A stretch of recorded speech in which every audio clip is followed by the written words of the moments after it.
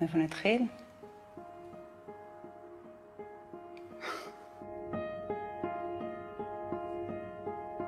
הדבר הכי מהיר שהיא עשתה בחיים שלה, זה הייתה הלידה שלה. תוך 25 דקות היא הייתה בחוץ. מיכל עבדתי משהו כמו 8 שנים של הפרעות מבחנה עד שהיא הגיעה.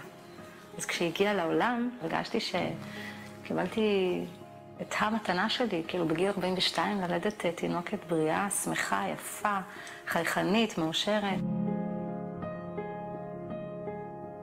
אז להיריון הלך לי מאוד בקלות. היא יצאה באמת נסיכה. עגולה, והיו לה פה עיגולים כאלה ורדרדים ואף סולט קטן כזה. מדהימה, מדהימה, עם עיניים כחולות. נכבשתי, התאהבתי כמו שבחיים לא התאהבתי בחיים שלי. משהו כבר סביב גיל 3-4 חודשים, עד חצי שנה, שמרגיש ככה שזה אי אפשר לשים את האצבע. משהו בסדר, אבל גם לא בסדר. הכל היה חמוד, אבל כשהיא זחלה, והיא לא זחלה והתגלגלה, הלכתי לטיפת חלב, ושאלתי, אמרתי, זאת לא תינוקת ראשונה, והיא אמורה להתחיל לזחול. זה להסתכל על גאיה במיטה ולהבין שיש משהו לא בסדר, ולחשוב מה לא בסדר, ולא להגיד את זה בקול רם. כי אם תגיד את זה בקול רם, אולי זה יהפוך לאמיתי. אח שלה, הבן שלי הגדול, אמר לי, אמא, מיכל בדיליי. את לא שמה לב שהיא לא כמו כל ילד רגיל, שאת קורא לה, לוקח לה כמה שניות עד שהיא מזיזה את הראש, שאת נותנת לה משהו, לוקח לה זמן. אני פחדתי שהיא אוטיסטית, חשבתי שזה הדבר הכי נורא שיכול להיות. בעל שלי הסב את תשומת ליבי ואמר לי, תקשיבי, את לא שמה לב, היא כבר לא אומרת את כמה מילים שהיו לה, והיו לה.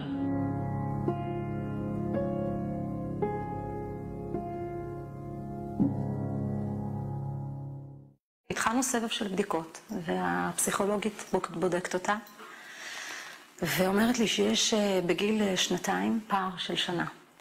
אז אני שואלת אותה, אוקיי, התסריט הטוב זה שאנחנו מקדמים אותה, מטפחים אותה, לוקחים אותה לכל הטיפולים שאפשר. תגידי לי מה התסריט הכי רע. ואז עשינו בדיקות לרט, ונהייתי בעבודה, והתקשרה אליי הרופאה ואמרה לי, זה רט. סגרתי את הדלת, ואני עובדת בקומה 11, והרגשתי שאני צונחת 11 קומות למטה, כי אני ידעתי מה זה רט. כל הבניין של אסף הרופא נפל לי על הראש באותו רגע, ממש.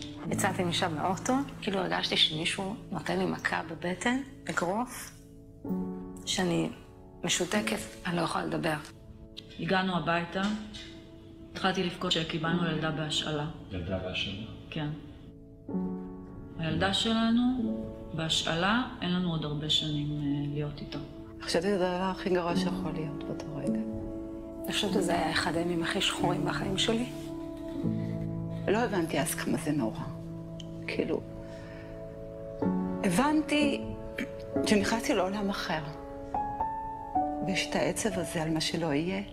זה תהליך של אבן, אין לך. מתנפץ לך משהו בפרצוף שזה... זה כבר לא יהיה אותו דבר. נכנסתי לאינטרנט ללמוד מה זה.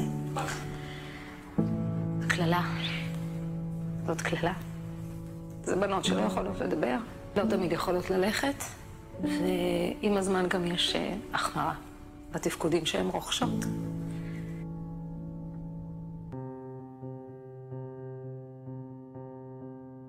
דבר ראשון שהיה לנו ברור שאנחנו לא מסתירים. לא מסתירים מה שיש לגאיה, לא מסתירים מה שאנחנו עוברים, לא מסתירים מה מרגישים. מתייחסים אלינו המון פעמים כאל גיבורים. זאת המציאות שלי, אני לא מכירה משהו אחר. אני לא מציירת תמונה ורודה, זה נורא קשה. והדאגה הזאת, האינסופית של שמה יהיה בעתיד גם כן.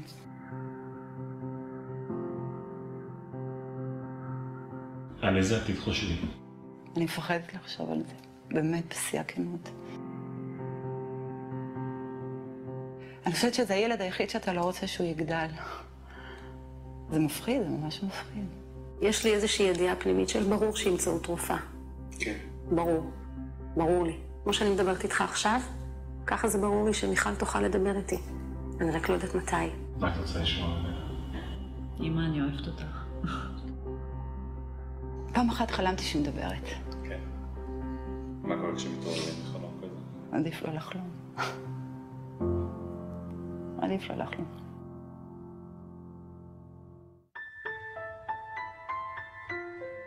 מבטיחה לי, אני מאוד אוהבת אותך, את יודעת את זה. אני אעשה את הכל כדי שתוכלי לדבר אליי. את אהבת חיי, את הדבר הכי טוב וחשוב שקרה לי בחיים. למרות שאת הילדה שלי, את המורה הכי גדולה שלי. אני מקווה להיות תמיד שם בשבילך, כמה שאני יכולה. את ילדה מוצלחת, וילדה יפה. את גיבורה, ואת עובדת קשה, ואני רואה את זה. למה את מאחלת? שתהיה מאושרת. שתהיי תמיד מאושרת עם החיוך המהמם הזה שלך. אני אוהבת אותך. אני אוהבת אותך. מאוד אוהבת אותך.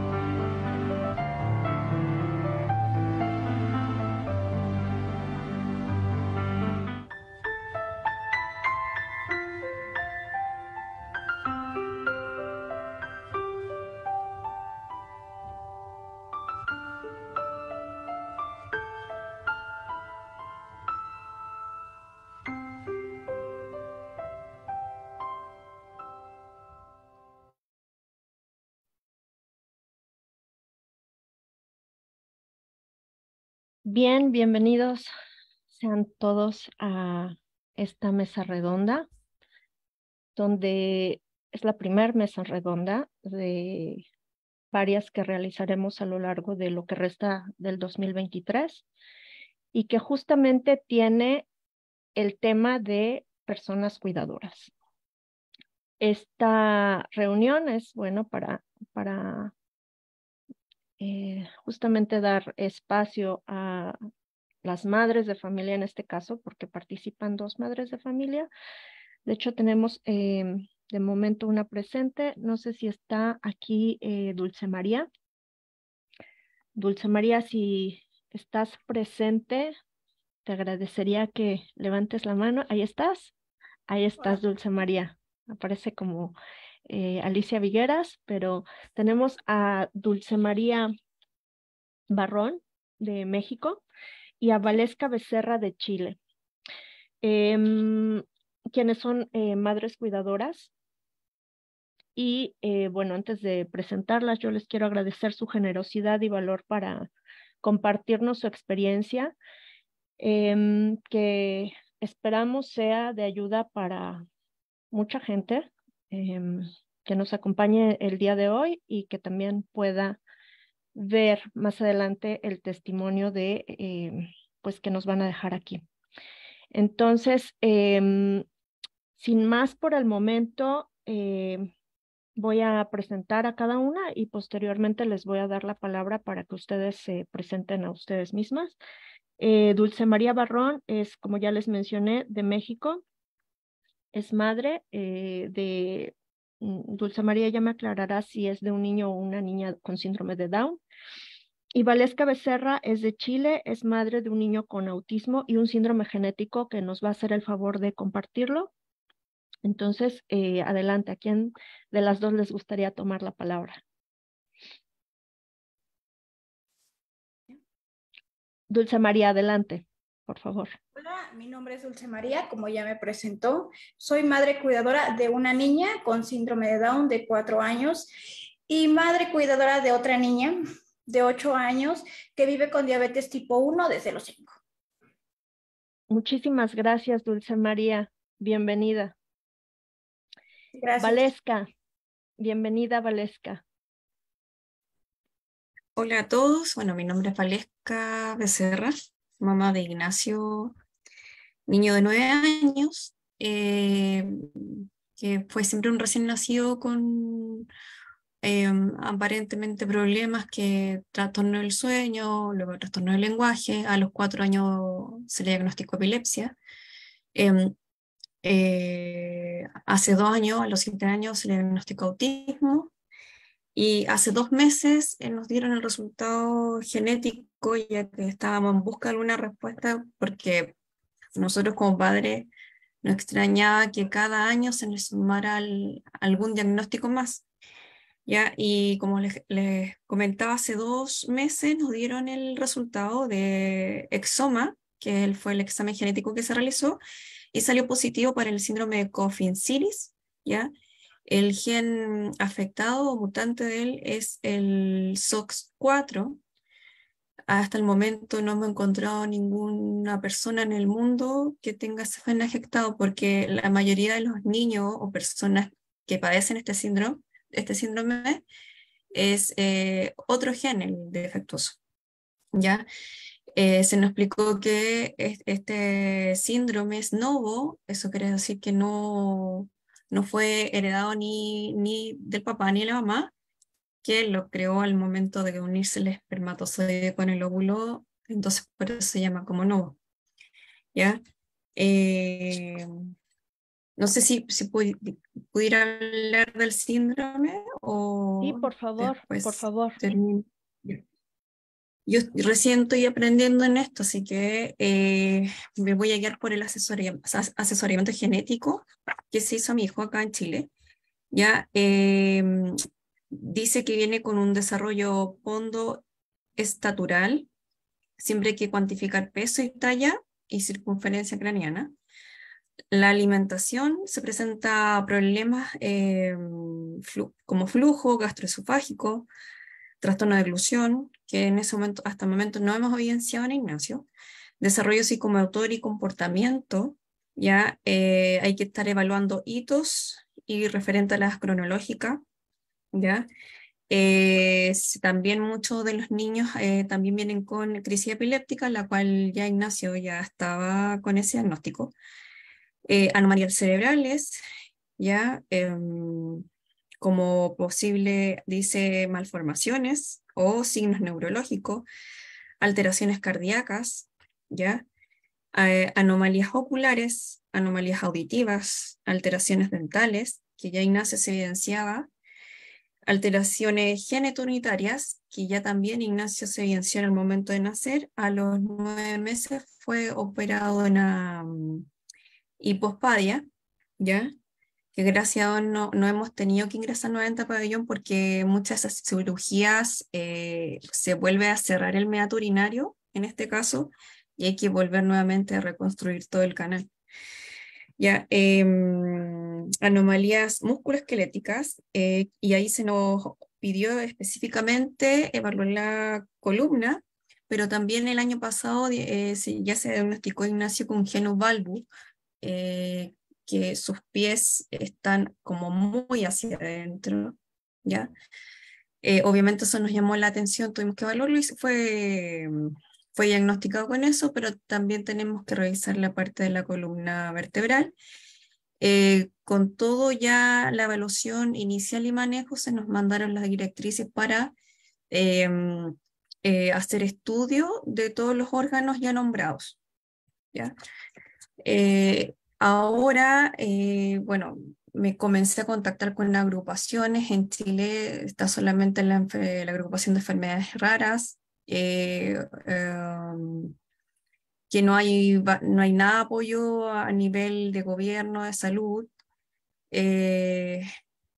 con la diferencia, por ejemplo, en España, Estados Unidos, ellos tienen agrupaciones para niños con estos síndromes, independientemente del gen que sea defectuoso, ya en donde al niño se le da apoyo completamente de kinesiólogo, terapia ocupacional, psicólogo, neurólogo, y acá estamos, ni siquiera podría decir con una base, no tenemos nada, ¿ya? Hace unos años atrás estudió que los niños con este síndrome viene asociado también el autismo, que ya había sido diagnosticado Ignacio hace 2 años atrás. Entonces ha sido como toda una evolución buscando el diagnóstico, pero se nos ha dado al revés. Hasta empezamos de lo más mínimo, como el trastorno del sueño agudo de un recién nacido, hasta actualmente que hemos llegado a la cabeza de todo esto hacia abajo, y lo que encabeza ahora es el síndrome de Coffin-Siris. Y ahora estamos a la espera que nos den una hora médica, ya que tenemos la esperanza que acá en Chile hay una genetista que nos han recomendado bastante, y ella está dentro de esta agrupación y también ha estudiado aparte lo que de todas las enfermedades raras o también llamadas enfermedades huérfanas. Entonces ella nos podía dar más directrices frente al futuro a nivel cognitivo, etc. Muchísimas gracias, Valesca. Definitivamente, con toda la información que nos has compartido, nosotros también estamos aprendiendo. Por favor, corrígeme si estoy diciendo un dato equivocado. Las enfermedades raras, según lo que está escrito en la página del CDC, el gobierno norteamericano, habla de una prevalencia inferior a 5 casos por cada 10,000 personas, ¿cierto? Las enfermedades raras que mencionas. Y justamente al ser la prevalencia tan baja, hay poca investigación al respecto. Entonces, bueno, sí, a mí lo que me llama la atención, esto como para ponerse a estudiar, si yo tuviera los medios, obviamente que no los tengo, tendría que sacarme la lotería para poder comenzar a estudiar esto. Si a todos estos niños con, por ejemplo, autismo,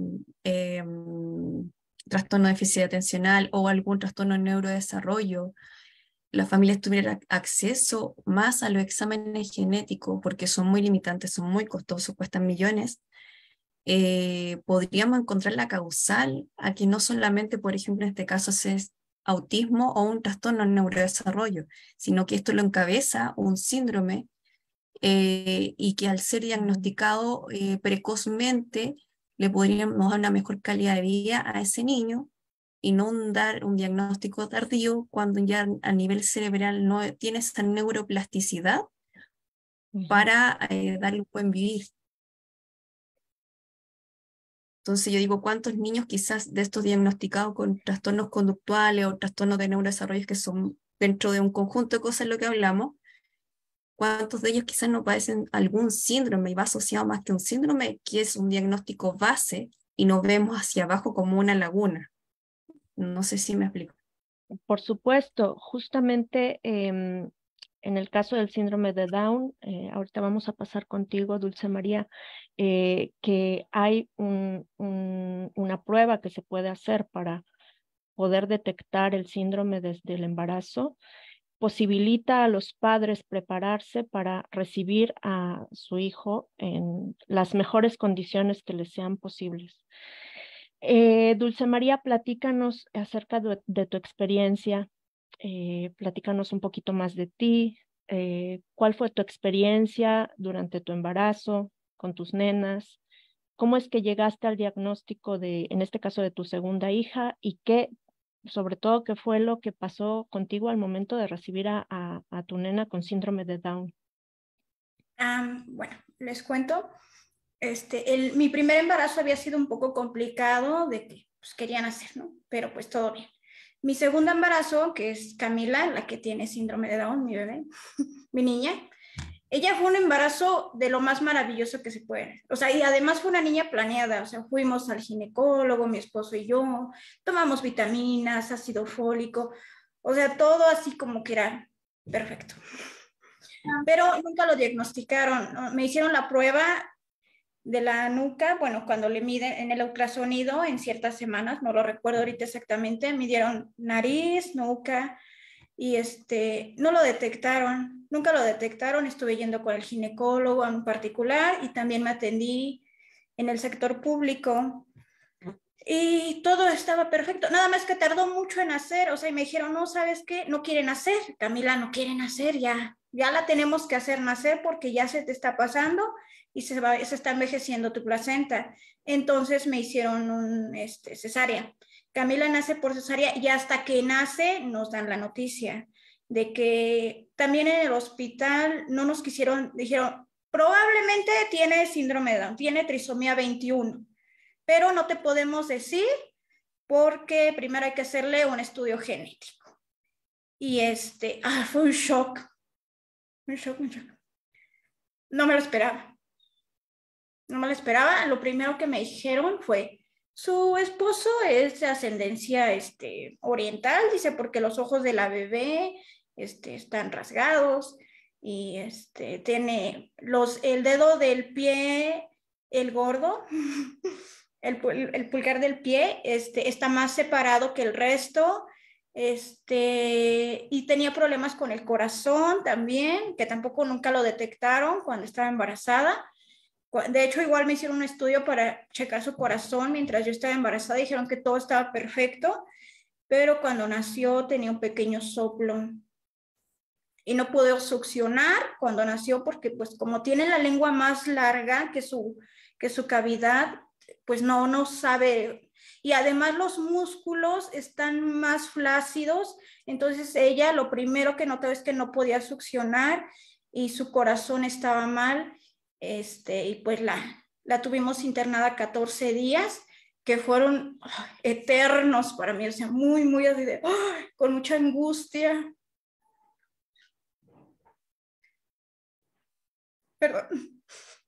No te preocupes, Dulce María, es una situación muy comprensible porque, por supuesto que, y ya lo vamos a comentar más adelante, que hay toda una implicación también del imaginario, de preocupación que va a ocurrir en el futuro, y por supuesto también el enfrentarse a una realidad que plantea un montón de preguntas y al mismo tiempo también te confronta con un montón de sentimientos que algunos probablemente son nuevos y otros son bastante dolorosos en este caso.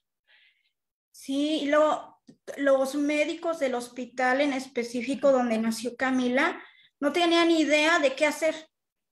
Entonces, si las personas de salud que deberían de tener un poco más de conocimiento no saben qué hacer, yo como mamá primeriza, como familia, no sabes por dónde empezar, la verdad. Es complicado porque nadie te dice, vete por este camino, o sea, es como que eres el bicho raro, ¿no? Así me sentía, porque decían, es que usted la ve un poco normal por fuera, pero por dentro va a tener muchos problemas. Así me dijeron. Y yo así de, pues quién sabe cuánto le dure. Es que quién sabe, no, la esperanza de vida es muy poca. Eso me decían. Y tampoco me decían, ¿sabe qué? Empiece por aquí. O la tiene que llevar con tal y tal especialistas. No hubo una orientación. Justamente esta es una de las preguntas que quería hacerles a ambas, Dulce María y Valesca. Me parece que se desconectó Dulce María, pero bueno, esperemos que vuelva. Valesca, en este caso,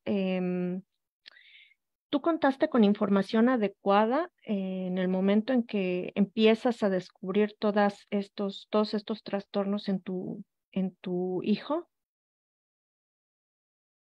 No, ¿se escucha bien? Sí, sí, gracias. Ya. Comparto lo mismo que decía la mamá anterior, Dulce. que es un deambular por muchos especialistas, es un gasto físico, mental y económico.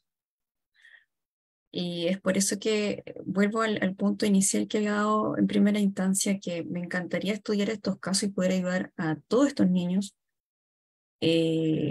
porque es, como lo dice la mamá, es un cansancio psicológico cuando uno se pone, supuestamente está frente a un profesional y que tiene una especialidad y no encuentra el apoyo y situaciones de profesionales supuestamente que no tienen ética y moral para decir o dar la información a los padres.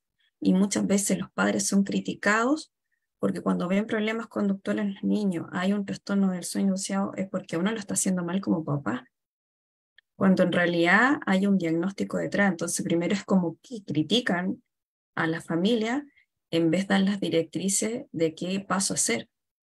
Y al parecer esto no ocurre solamente en Chile, o sea, es algo a nivel mundial, una falencia en los profesionales que toman este tipo de área, pero no tienen la psicología para estudiar los casos.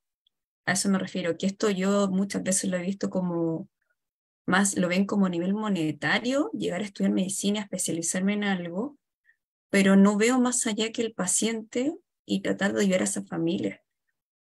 Entonces encuentro que la red asistencial de salud está fallando hace ya bastante tiempo para nosotros. Entonces, como le digo, es un camino muy pesado por eso, porque si tuviera un diagnóstico oportuno con las directrices, que se nos educara, esto sería menos tedioso para nosotros. Ujú.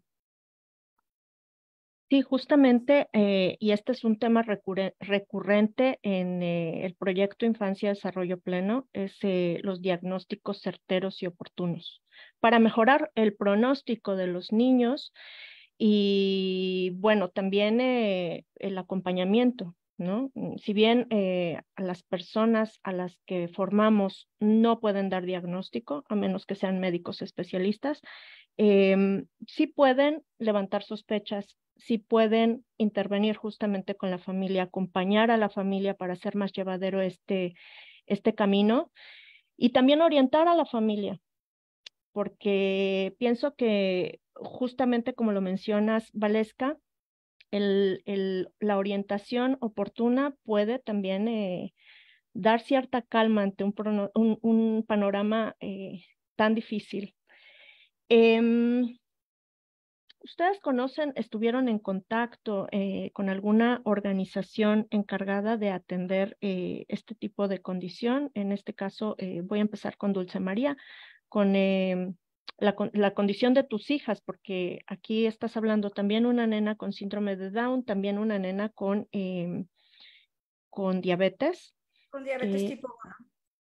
Sí, ¿cuál ha sido tu experiencia en esta búsqueda de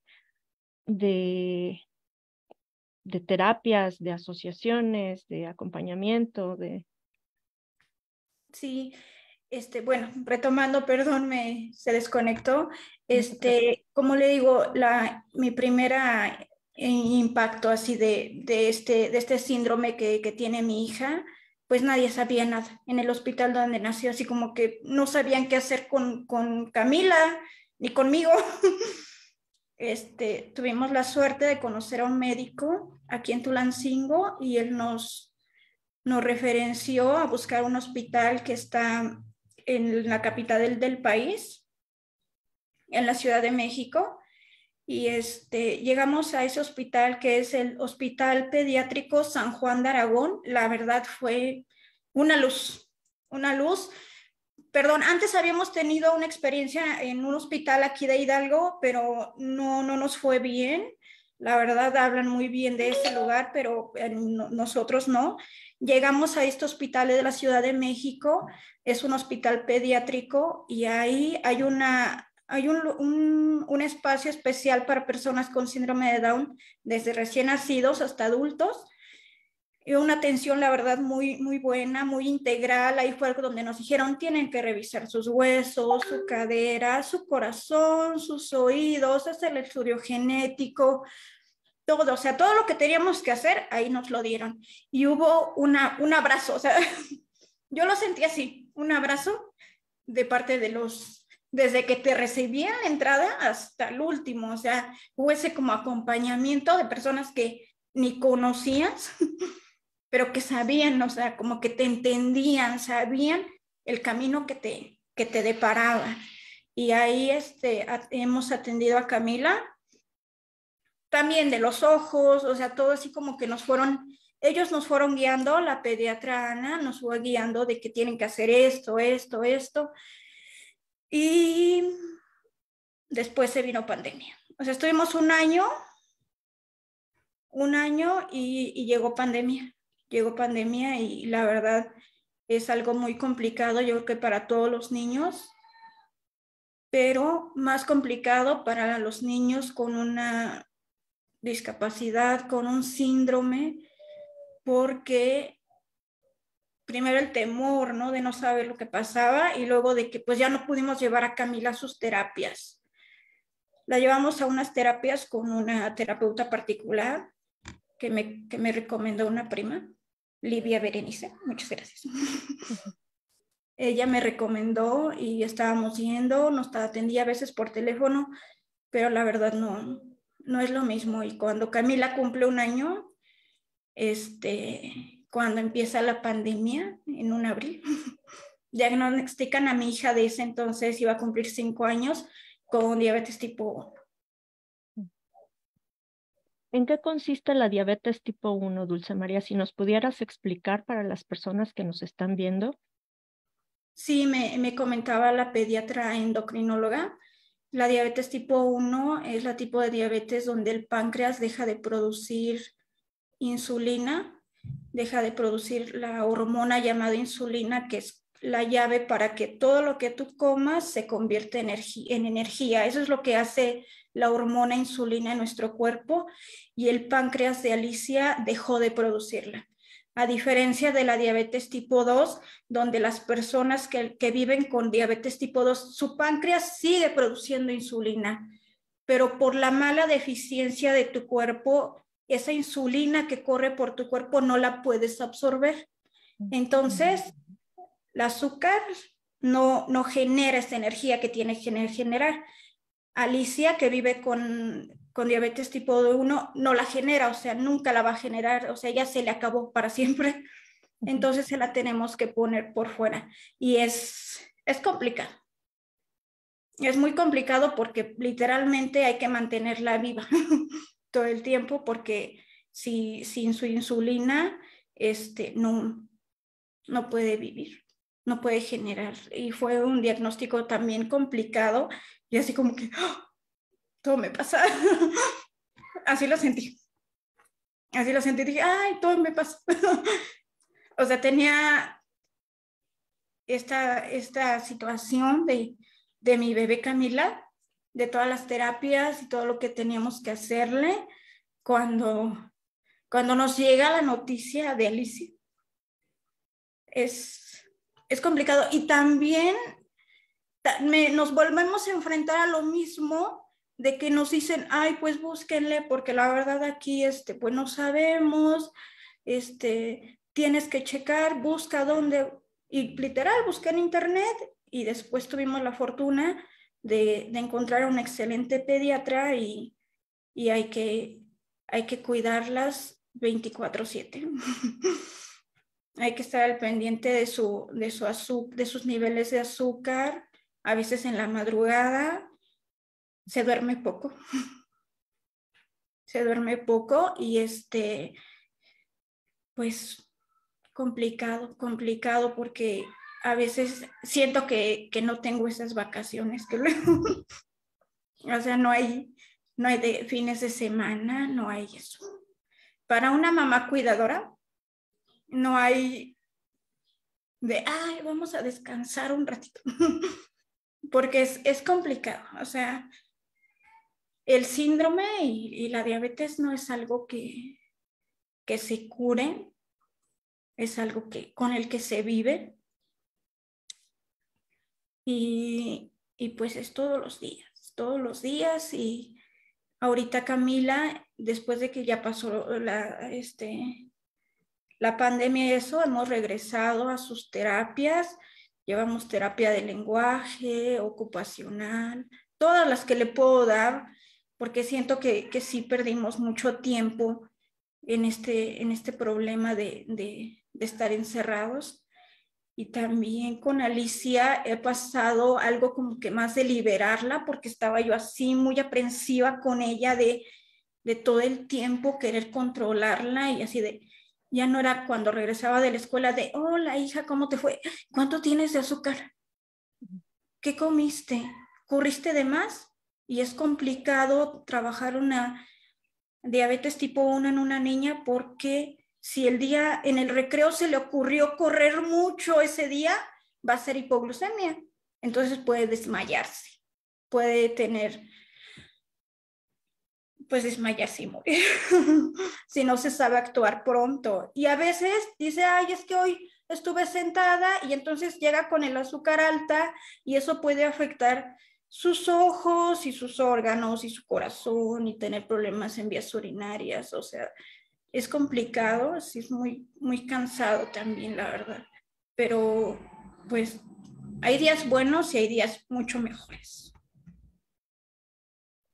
Muchas gracias, Dulce María. A mí me gustaría preguntarles, y empezando por Valesca y posteriormente Dulce María, em, en el momento en que reciben el diagnóstico, en el momento en que saben la condición de sus hijos, ¿qué preguntas se plantearon?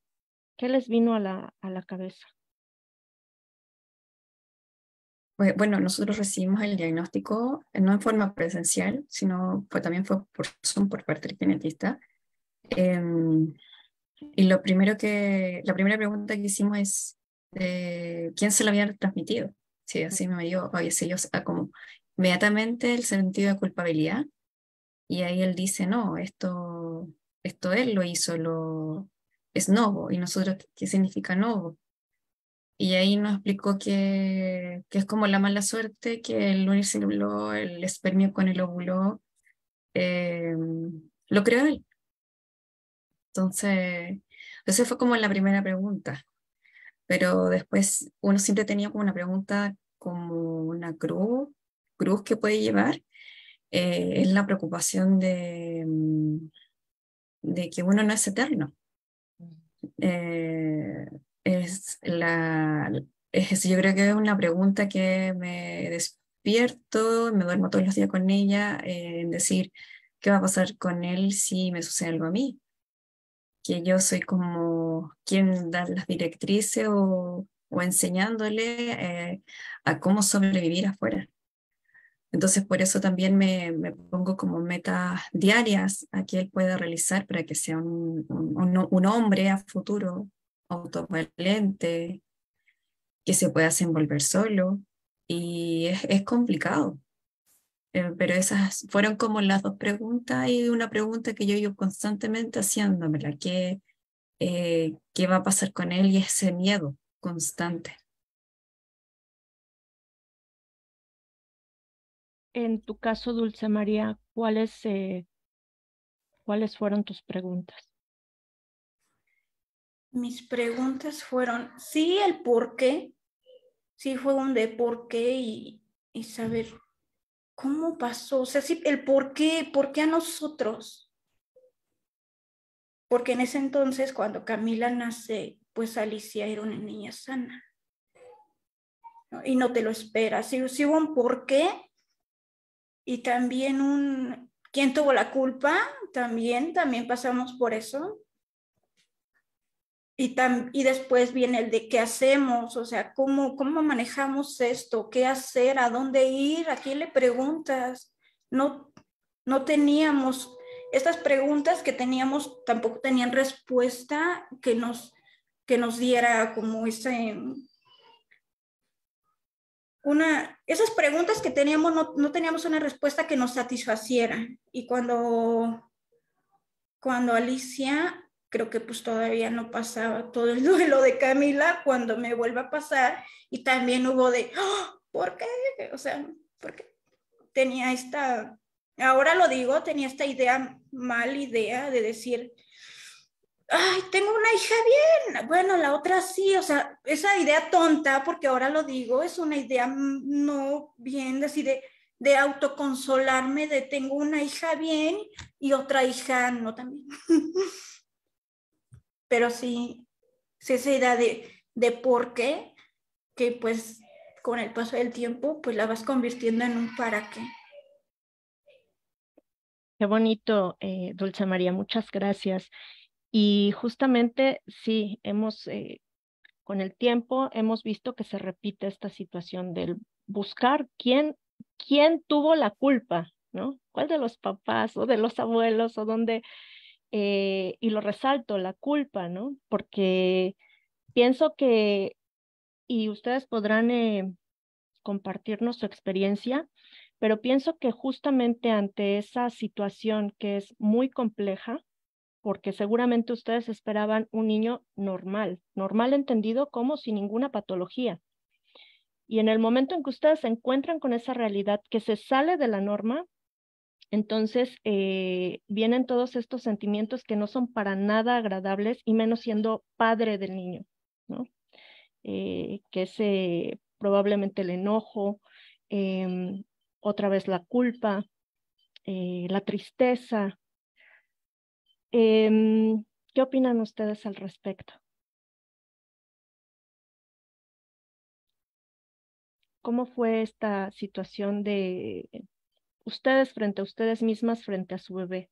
Esto es, o frente a su hijo ya siendo niño. En este caso, Dulce María, tus hijas, ya están ahí, las tienes cara a cara.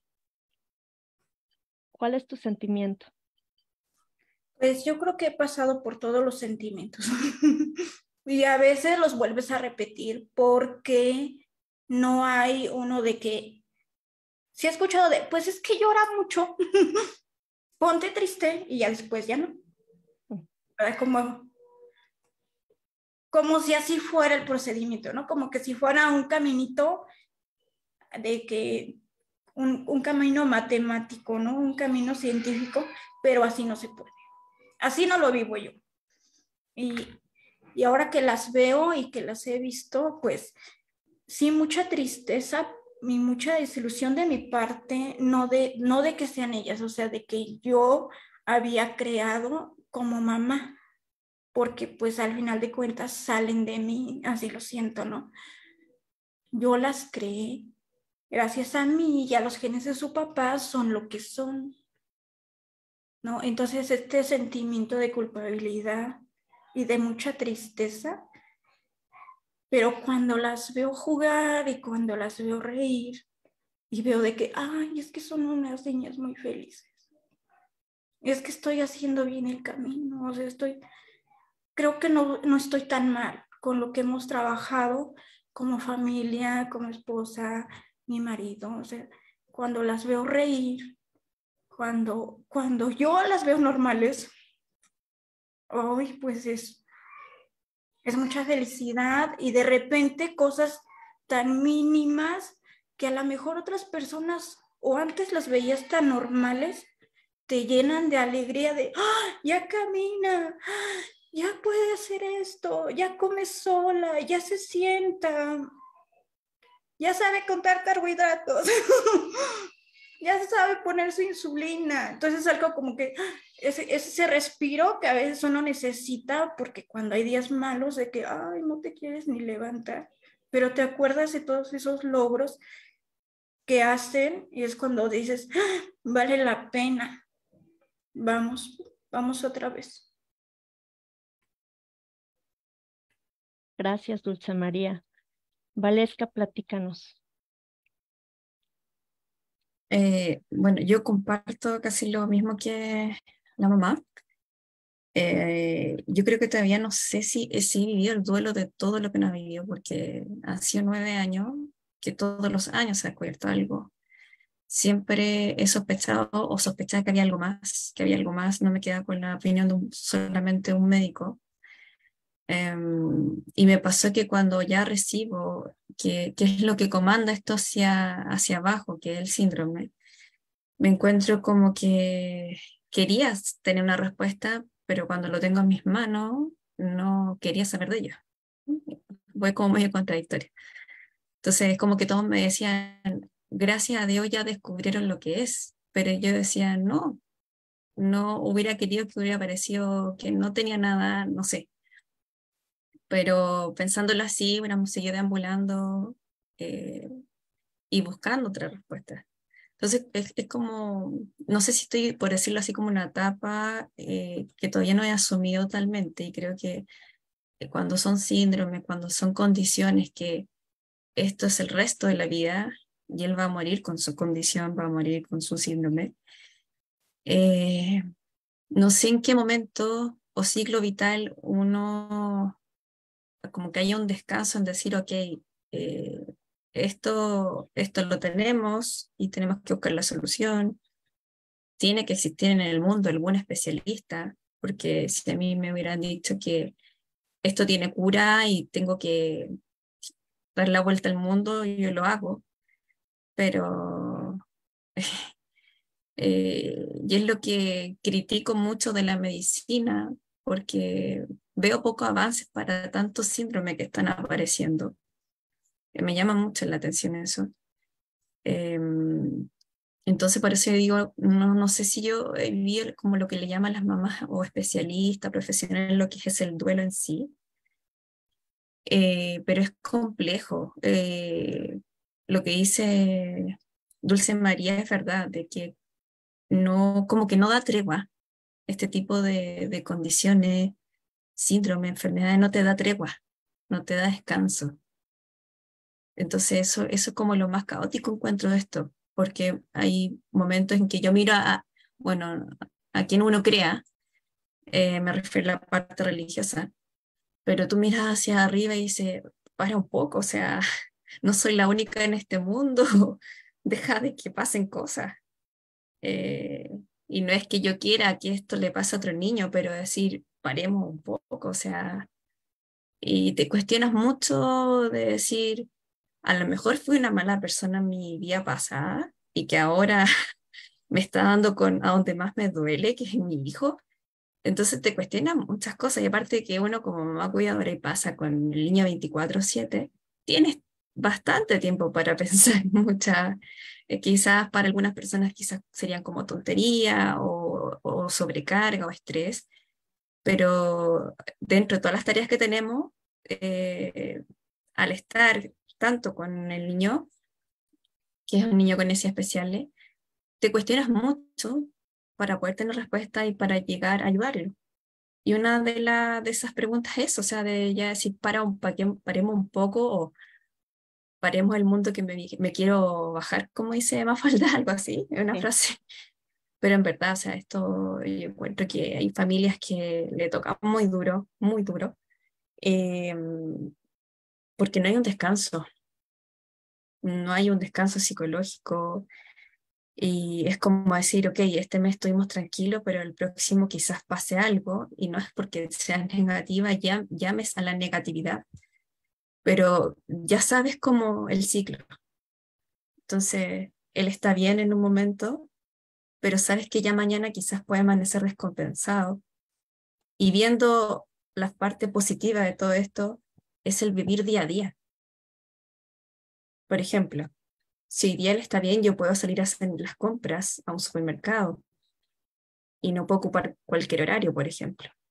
Entonces, eso es lo que me ha enseñado él a vivir el momento, lo mismo que decía Dulce María, de vivir procesos que para los niños normotipos, los papás no lo ven porque los niños los quieren, vienen ya de forma como interna, ya claro, o cosas ya adquiridas, pero para nuestros niños, el hecho que tome un lápiz, que escriba su nombre, que tú digas imposible que se aprenda el apellido porque más encima es largo, eh, y decir nunca lo va a escribir en una prueba, por ejemplo. Y cuando llega ese proceso, eh, se transforma casi como eh, haberte ganado la lotería. Y para otro papá, eso no es visible. Es como lo que decía ella, de aprendí a caminar.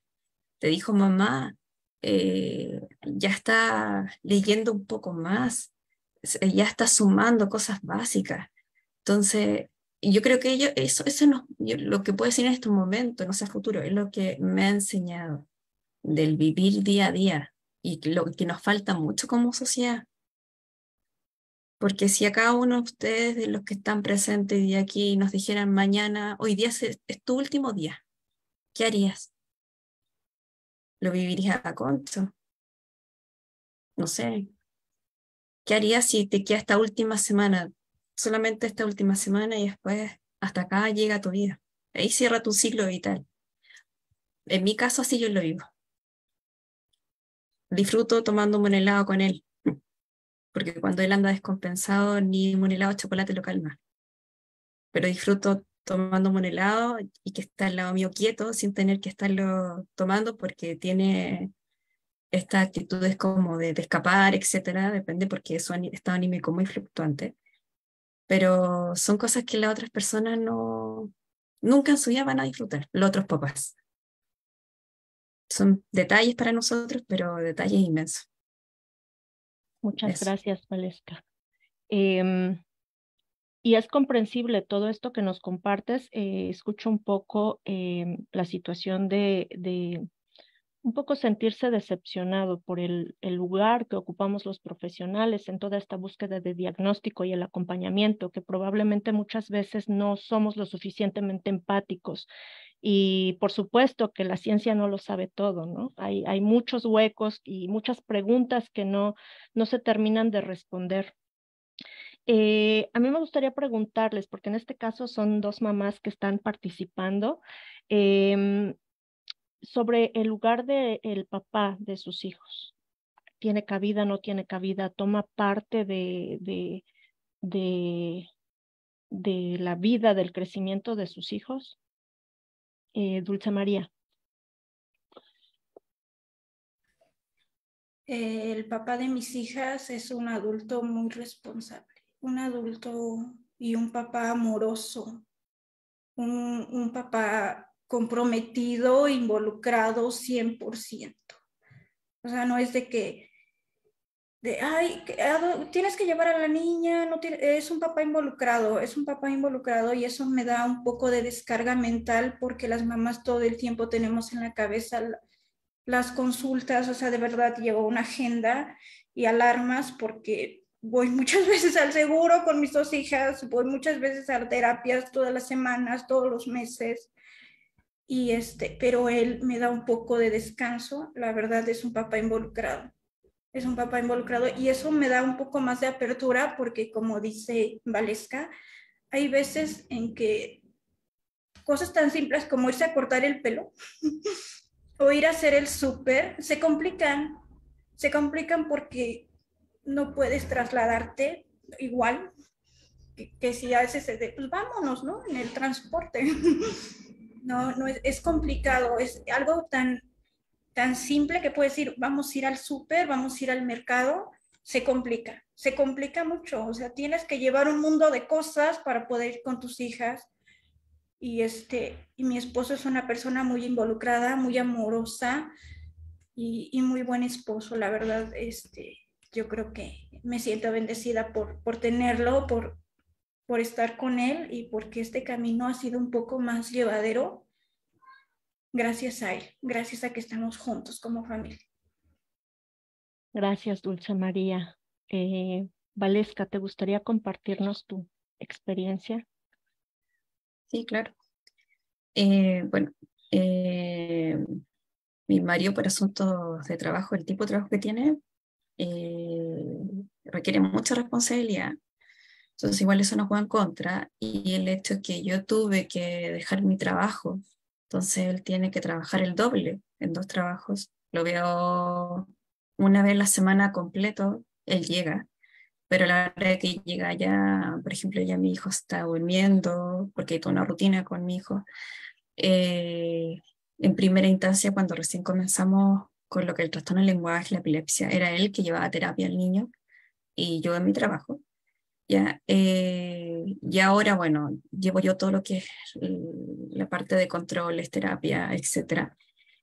Sí reconozco que fui bastante egoísta al principio porque como que yo quería saberlo todo, controlar todo. Y era yo la que me sentaba al frente de los médicos, llevaba las fichas porque teníamos como 6 tomos, sobre todo cuando ingresamos como un paciente nuevo.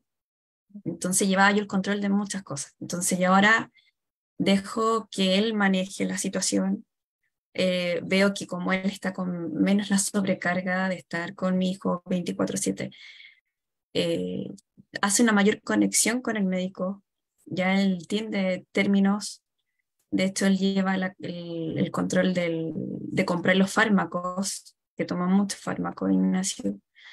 Entonces como que ya estoy como delegando responsabilidades, ya no lo puedo, no soy una super mujer, nadie, y nadie puede con tanto.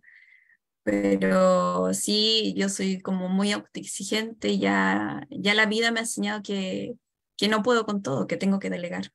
Y en ese aspecto, con el poco tiempo que él puede estar con nosotros, lo hace súper bien. O sea, el día de mañana yo podría incluso decirle, hoy día no quiero asistir a control, hazlo tú. Él sabe y hay que notar todo y me quedaría tranquila. Cosa que antes para mí imposible decir, no, yo en casa y tú al control con el niño, olvídalo, no. pero ya hemos llegado a tal nivel y que él es un papá sumamente comprometido, que me da esa como seguridad de que lo puede manejar tan bien o mejor que yo. Y en ambos casos lo que escucho es que el padre de familia está fungiendo como proveedor y de esa forma cuida también el núcleo familiar, que en este caso ustedes están, digamos, al frente del niño como mamás, pero hay, digamos, el papá está en el círculo inmediato posterior a ustedes que está cuidando a través de proveer. Y por supuesto que aquí también, Valesca, Dulce María, todos los sentimientos se valen. Estamos hechos de todos esos sentimientos y es comprensible que ustedes hayan pasado por este arco iris de sentimientos. A mí me gustaría que nos compartieran cómo es una rutina en la vida diaria. Esto es, cuáles son los cuidados en la alimentación, cómo es los hábitos de higiene, si sus hijos están escolarizados o no. No sé si a quién le gustaría empezar, Valesca o Dulce María.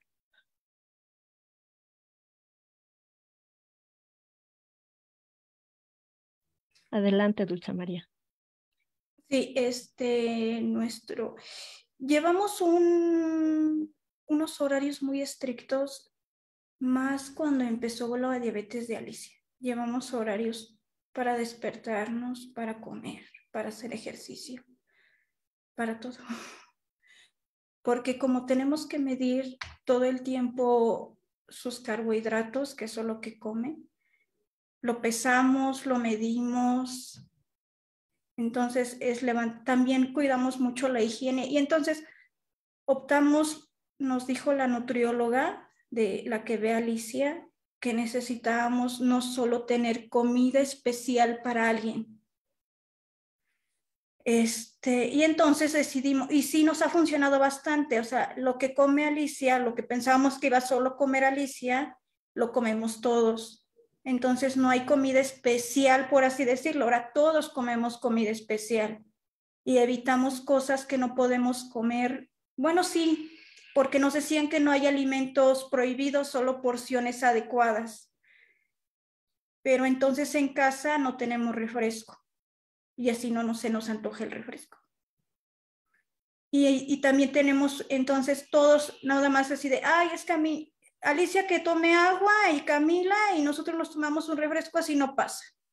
Así no pasa, llevamos un horario estricto porque tenemos que medir después de que come Alicia, 2 horas después hay que medirle su glucemia. Entonces, pues, por ejemplo, en la noche, si ella cena a las 9 y si cena a las 9 y se quiere dormir, la tengo que despertar a las 11 para ver cómo está y picarle su dedo. Entonces, como que no podemos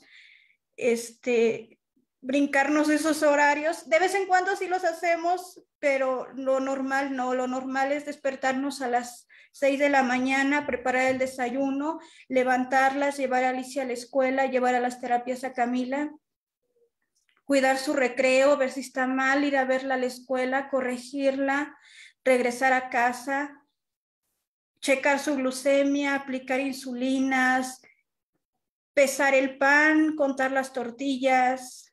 Todo es medido y pesado todo el tiempo. Tiene que llevar todos los grupos de alimentos. Para la higiene también cuidamos mucho su higiene. Por ejemplo, Camila, su piel es muy, muy, muy delgada, me decían, entonces tenemos que ponerle cremas que le hidraten y la humecten bastante toda su piel. También usan solo jabón hipoalergénico, Alicia y Camila, y también mucha hidratación. Alicia usa cremas para que sus pies, ¿han escuchado lo del pie diabético? De que se empieza a pelar el dedo gordo, entonces hay que cuidarlo todo el tiempo. No puede usar zapatos que no sean de piel, hay que orearlos todo el tiempo, les tienen que dar el sol y si usó unos zapatos hoy, mañana tiene que usar otros, les tiene que dar el sol. Y también ella usa unas cremas que son caras para su piel, porque igual se reseca mucho. Y protector solar también y nada más. O sea, es todos los días. todos los días, todo el tiempo. O sea, no hay tregua, como decía Valesca. Muchas gracias, Dulce María. Valesca. También es una rutina extenuante para nosotros, como Inés tiene trastorno del sueño, etcétera. Entonces hay una higiene del sueño que se nos enseñó de cuando él era bebé. Tomaba fármacos para dormir, para estar estable en la mañana, durante el día. Ya él 6:30 tiene que cenar, 7:30, 8:30 se duerme, se despierta a relojito puntualmente a las 6 de la mañana, 6:30 ya, un cuarto para las 7 está desayunando, 7:30 ya vamos camino al colegio, dependiendo cómo nos vamos hacia el colegio. Muchas veces nos podemos ir caminando, tomamos alguna locomoción, etc. Bueno, ahí como está en un proceso de adaptación por horario, está solamente 1 hora en el colegio, entonces tengo que esperar en caso que se descompense. ¿Ya? Luego llegamos acá a casa, 2:30, 1, hay que almorzar, para después ya comenzar a hacer las tareas escolares, etc. Y también tener su tiempo de descanso, de ocio con él. Y que prepare su mochila, en la parte de higiene, bueno, me han recalcado que lo que más tengo que cuidar es su dentadura, porque obviamente él no va a tolerar una limpieza dental. Entonces para ellos tienen que ingresar a pabellón, anestesia general, para hacer una limpieza de dientes. Entonces lo que se me ha inculcado que en los niños que no tienen, por ejemplo, algún tipo de condición, esto lo tienen que hacer ya en forma autónoma la Ignacio, pero él siempre tiene que estar apoyado para evitar llegar a que no se tenga caries, etcétera, y que se ingrese a un procedimiento que es tan fácil para cualquiera como una limpieza y se ha sometido a un pabellón, por ejemplo. Terapias, podemos asistir a terapia de fonoaudiología semana por medio porque ya no nos alcanza el dinero para costear las 4 sesiones al mes. Entonces llegamos a un acuerdo a donde nosotros vamos. Entonces va semana por medio a fonoaudiología. Por parte acá de la municipalidad se nos otorga una terapia ocupacional que va por ciclos, ¿ya? Pero eso no es eterno porque hay una lista de espera de niños bastante grande acá. Entonces en algún momento dado esas terapias se tienen que finalizar, ¿ya? Y ahora andamos en busca de un psicólogo infanto-juvenil con especialidad en trastornos conductuales, porque nos estamos viendo ya enfrentando en ese panorama, ya que está en preadolescencia, entonces se nos está complicando un poco la situación en eso. Controles médicos pueden ser cada 3, lo más alejado quizás cada 6, controles sanguíneos cada 6 por el antipiléptico que él toma. Ya, en alimentación hasta el momento me han pedido que, o por lo que yo he hecho mi observación en los especialistas, que por ejemplo él pasaba con su abdomen muy inflamado y con mucho gas, entonces me dijeron, ok, entonces comienza a retirarlo todo lo que tenga lactosa, ¿ya? La alimentación cuidamos bastante que no consuma dulce azúcar, porque eso le hiperactiva más. No toma gaseosa. Es muy raro cuando estamos compartiendo en un cumpleaños, cosa que muy rara vez vamos, él coma dulces o acepte el trozo de torta. Y eso le llama mucho la atención a las personas, pero también no adecuamos a comer dulce. Y eso, básicamente igual pasa lo que es bastante tiempo en terapia, controles. No es una infancia, como quien dice, normal, porque más tiempo se dedica a exámenes médicos y si te parece algo, un examen médico más que nunca lo hemos hecho. Entonces siempre he dicho que no es una infancia totalmente vivida para ellos, me refiero a ellos. porque si bien un día escuché un post, no me acuerdo, que una mamá decía, mientras tu hijo va a clase de fútbol, tu hija va a clase de ballet, por ejemplo, mi hijo tiene que ser sometido en una sala de terapia para poder aprender a hablar o poder aprender a sociabilizar. Entonces, ahí tú te das cuenta que no, son niños que casi para mí están muy sometidos a estrés.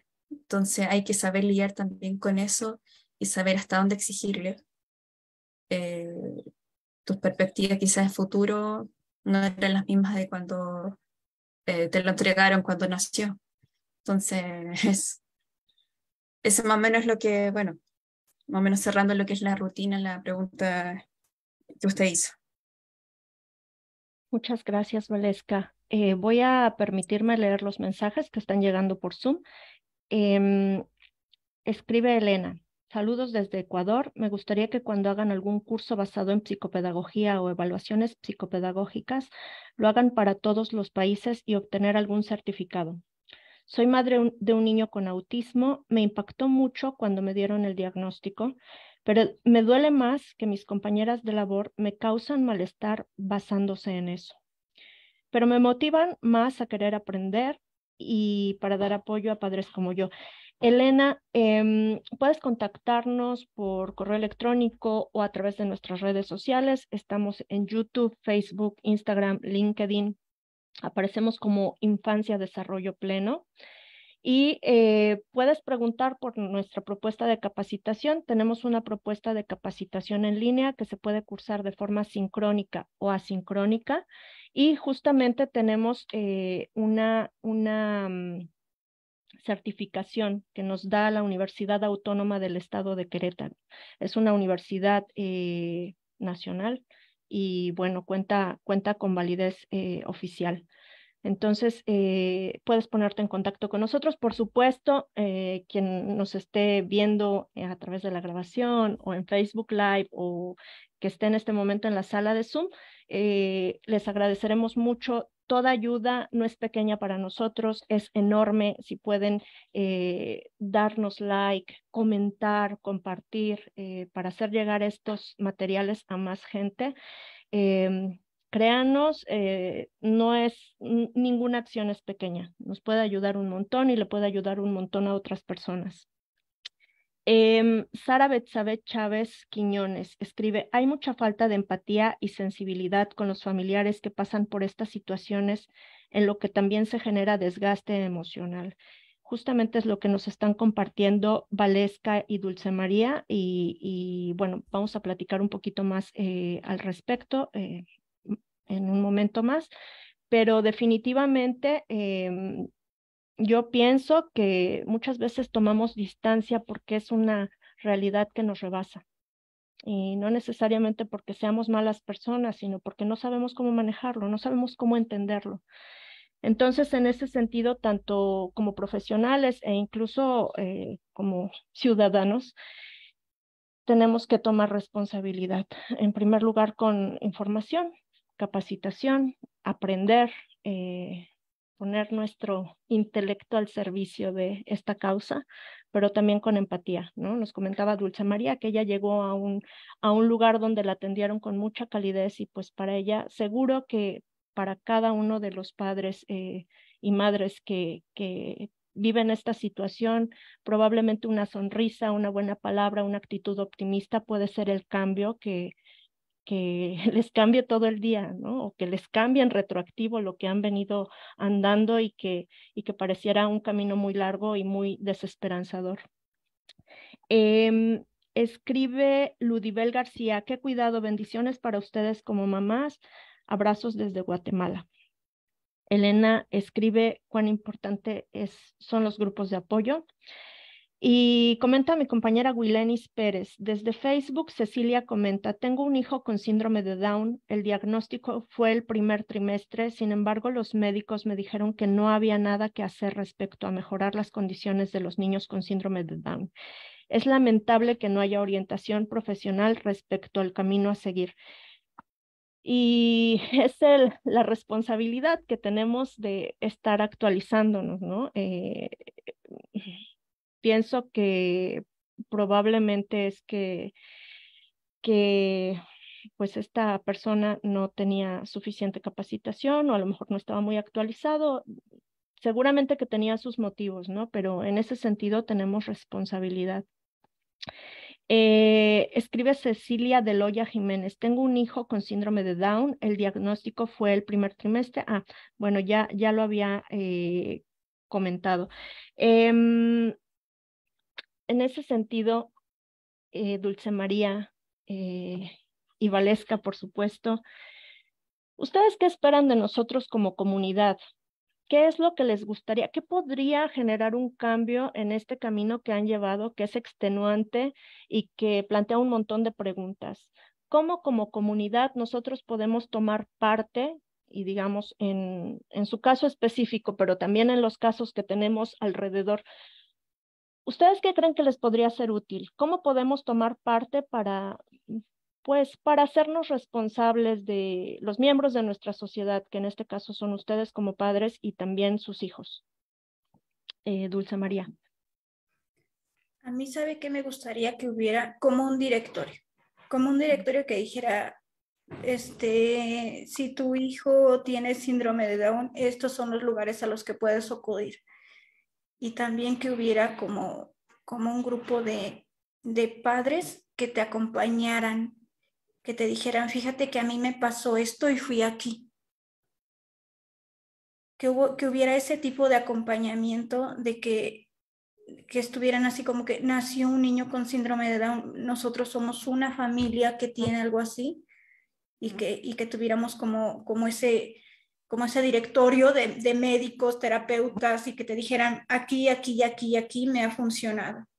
Eso sería muy bueno. Y de parte, por ejemplo, de los médicos, eso sería, ¿no? De que tuvieras ese acompañamiento, y también de que hubiera un poco más de difusión, porque a veces yo siento que como sociedad puedes hacer mucho más por las personas que vivimos esto, con un simple de, tienes que ir a tal lado, si quieres te llevo a tu hijo a la escuela, te lo cuido 15 minutos te lo cuido un ratito para que tú vayas al súper, ¿no?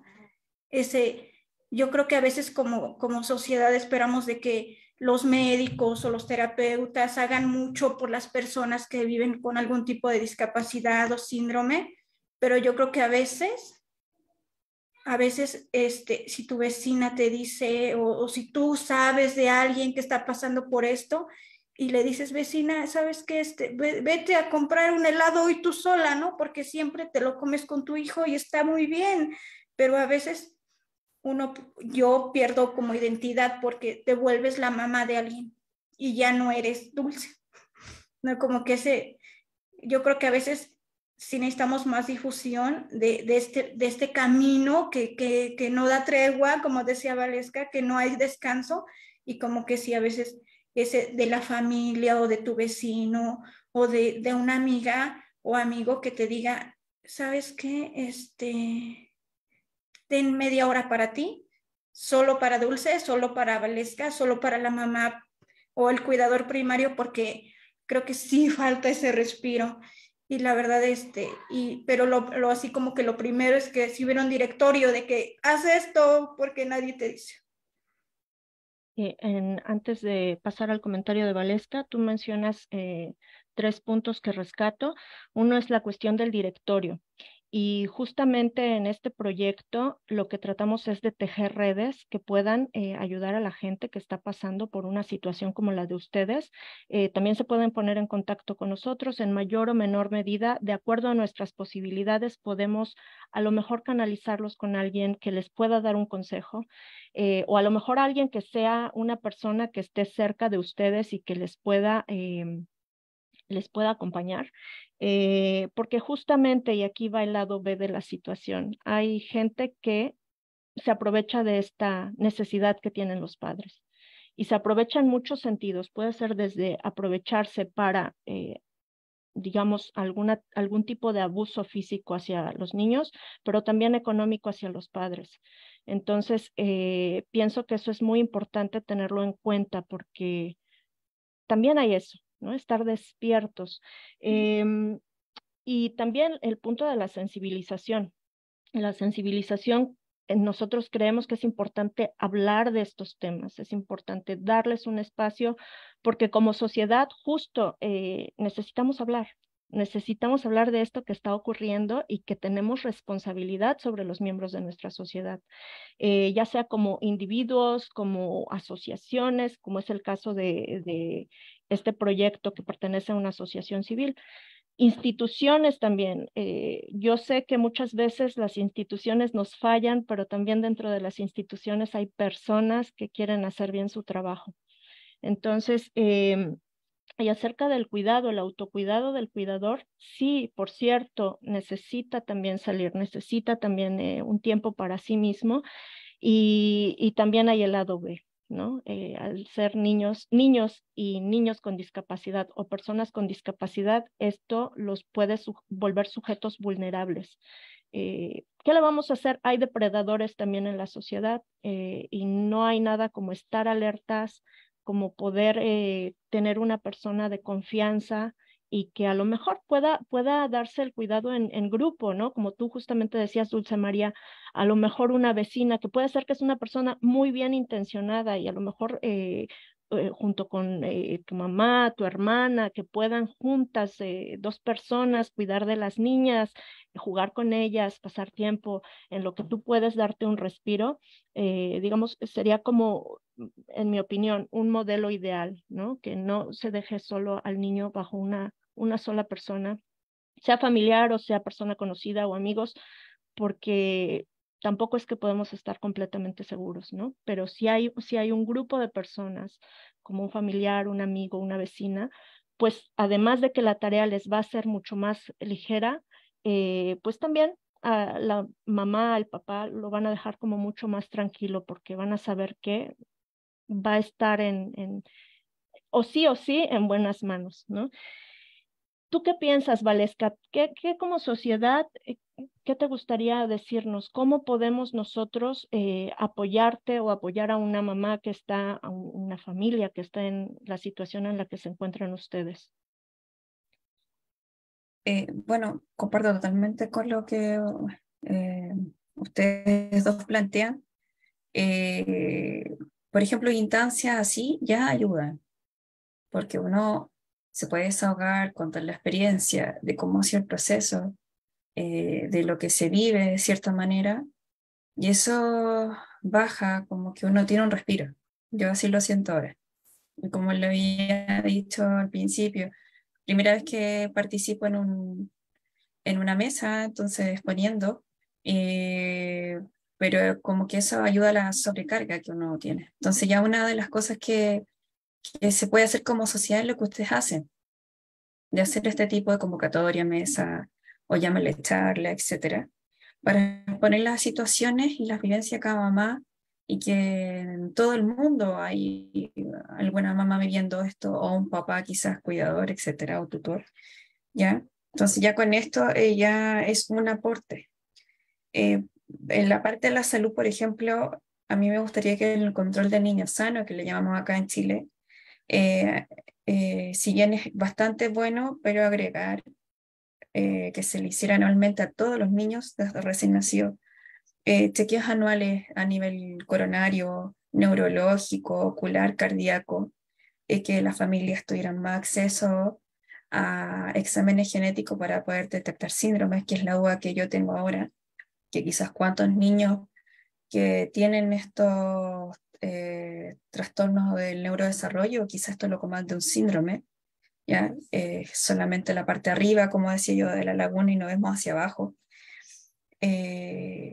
para que así también bajara también el costo de hacerse, por ejemplo, hacer un Holter o una ecocardio, que son de alto costo acá, y eso, el hecho ya que sea incluido en un programa de salud, va a bajar los costos y vamos a tener todo más acceso para la finalidad de diagnosticar tempranamente a niños, y no ya cuando, por ejemplo, ya ese corazón o ese problema neurológico haya tardado tanto en ser diagnosticado y el tiempo no vuelve atrás, es tiempo perdido, ¿ya? Básicamente, a nivel de sociedad, me gustaría que hubiera más educación, que fuera en forma transversal.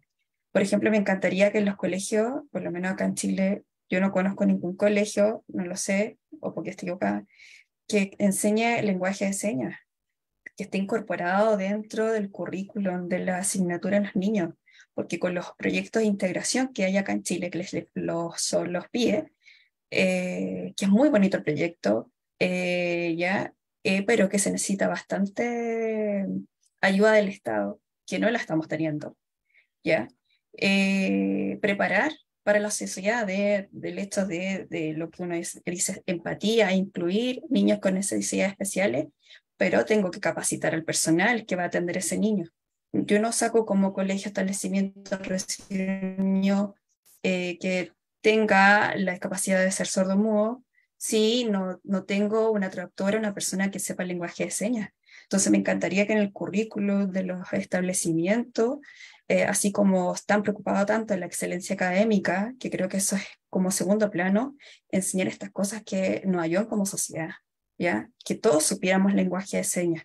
Yo sé que cada país tiene como lenguaje de señas diferente, por lo que sé, no sé si me puede corregir en eso, pero el lenguaje, en este caso en mi país, Chile, me encantaría que pasara eso, ¿ya? Más o menos empatizando con lo que ustedes ponen, que yo básicamente salgo a controles médicos, a terapias. Entonces, es como cuando uno dice, me voy de paseo, pero en realidad vas a someter a tu hijo a un examen y esos son como mis paseos. O sea, a eso se ha transformado mi vida. Yo no sé si a alguien le pasa lo mismo, ¿ya? Sí. Con respecto a las redes de apoyo que se hablan, de que si hay una vecina o familiar, mi mamá antes me lo cuidaba, pero ya no está en condiciones por edad de cuidar a mi hijo, y con todo el tratamiento y que es fluctuante en su conducta.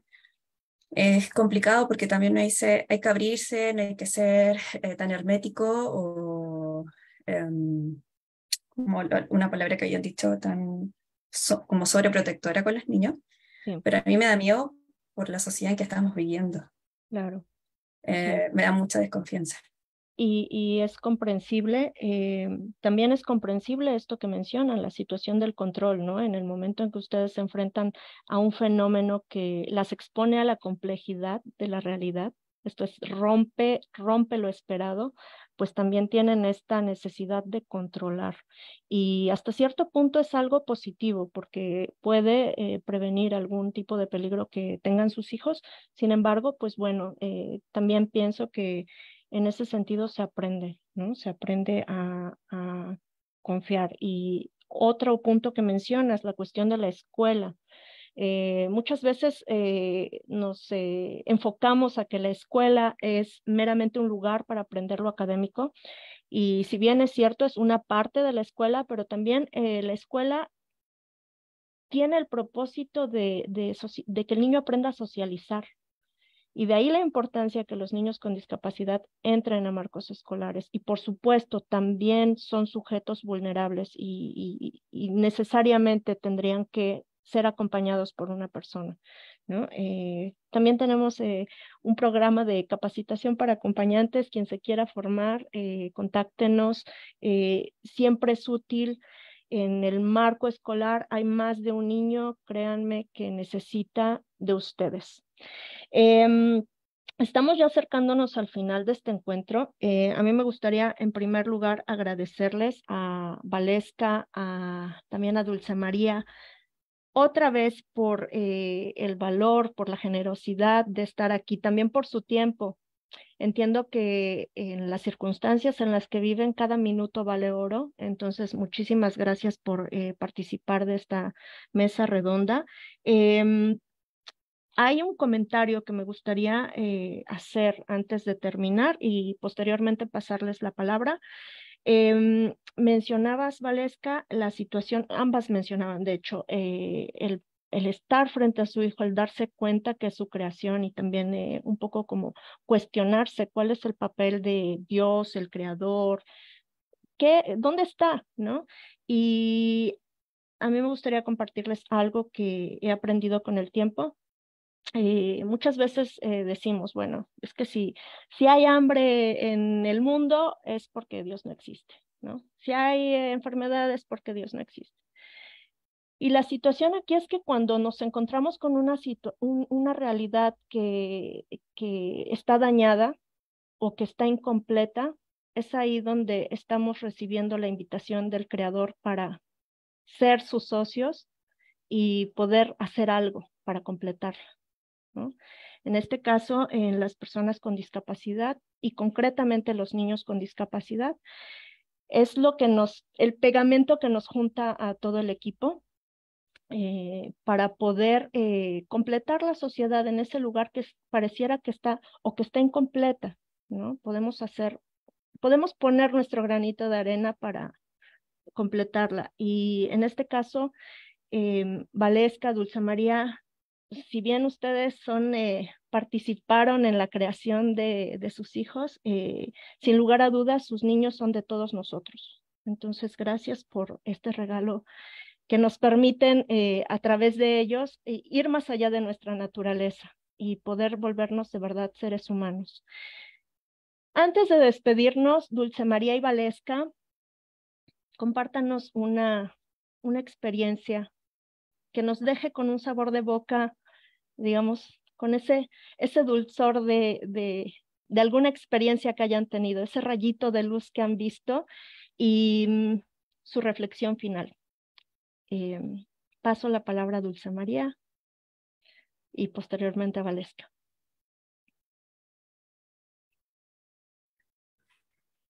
Pues yo creo que es bien complicado. Es bien complicado. Eso es lo que quisiera concluir y muy costoso. ¿Y alguna experiencia positiva?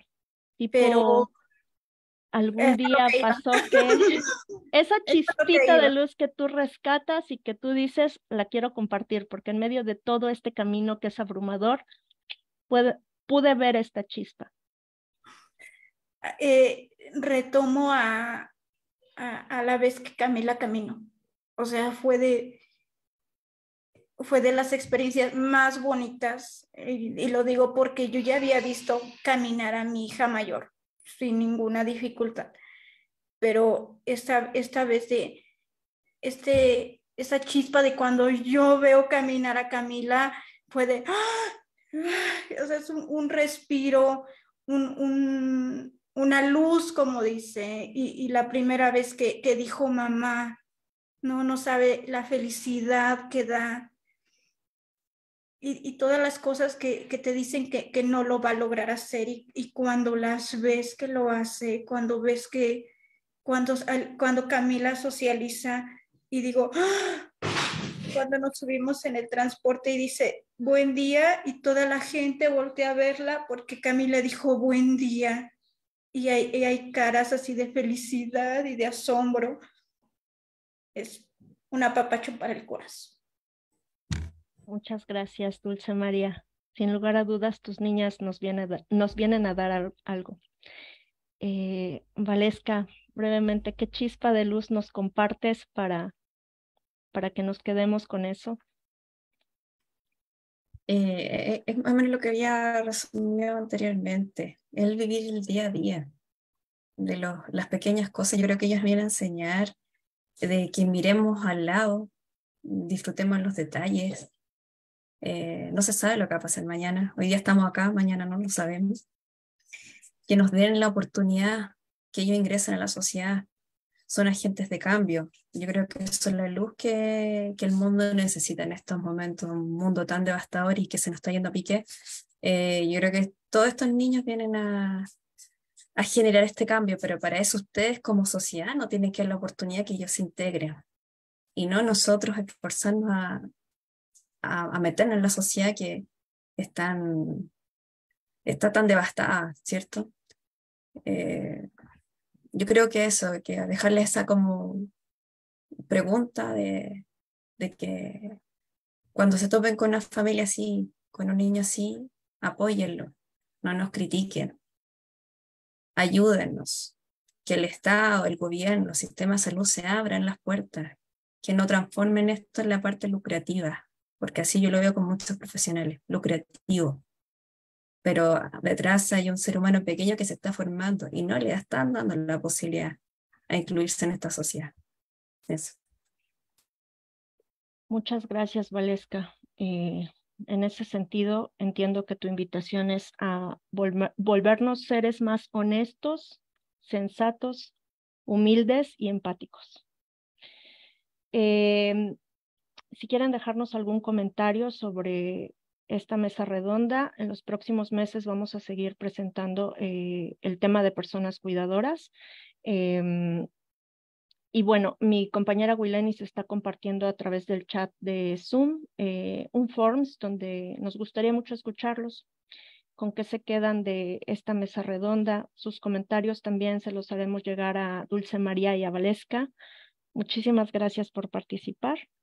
Como es costumbre en estos espacios, los voy a dejar con una canción que justamente se llama Todos los niños valemos, y es un proyecto que hace un músico israelí llamado Israel Kasif, donde involucra justamente niños con discapacidad y los involucra en la música porque también sus voces merecen ser escuchadas. Muchísimas gracias, nos vemos el próximo mes, el último domingo del mes de agosto. Tenemos una cita. Gracias.